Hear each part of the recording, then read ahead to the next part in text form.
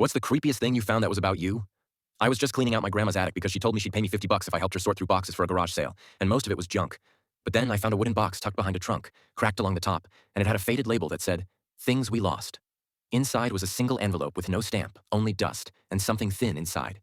So I opened it and pulled out an old black and white photo. The image showed 5 people in Victorian clothes standing outside a house, arms linked, half smiling like they didn't know how. But one of them looked exactly like me. Same cheek scar, same crooked smile I only make when I'm nervous, and even the tilt of his head. At first I laughed and thought maybe it was a great-great-grandfather or something.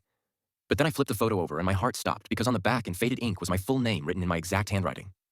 I showed it to my grandma downstairs and told her where I found it, and she went pale and took one step back like I'd brought home a snake and said, "We told your mom to burn that box." That night I couldn't sleep and kept staring at the photo on my nightstand. And around 3 a.m., I had the weirdest dream. The same 5 people from the picture sat around a candlelit table. No talking, just staring.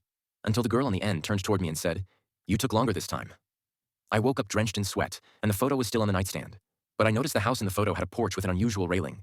So I reverse searched it online, and I found it still standing 3 hours away, abandoned and fenced off, but very real.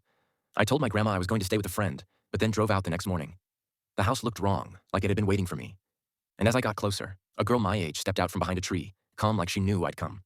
She told me I wasn't the first and said her great-grandma wrote about me, and she held out a page from an old leather journal, and I took it. But my hand started shaking because it was my handwriting. It said, "If I find her again, I'll know, even if I'm someone else." I didn't ask questions and just left.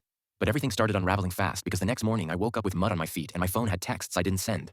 I checked my call log and saw I had called the girl twice at 2:42 a.m., but I didn't remember any of it. That night, my grandma knocked on my door and didn't sit. She just stood there and told me some people in our family don't get reincarnated. They get recycled. And I thought she was joking, but she wasn't smiling, and she told me I'd come back before, and I always forget until it's too late. Later, I looked in the mirror and my face looked normal until I blinked and my reflection didn't. It just stared back at me and then it smirked. Not a big one. Just enough to let me know I wasn't alone in there. I backed away and asked who it was, and it answered in my voice, but colder.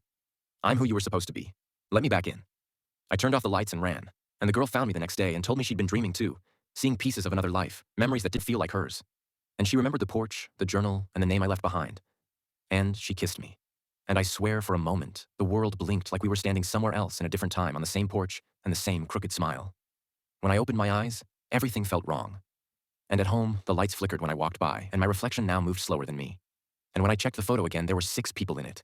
And the new one was smiling wider than the rest, wearing my exact clothes and standing right behind me. Subscribe. Thank D.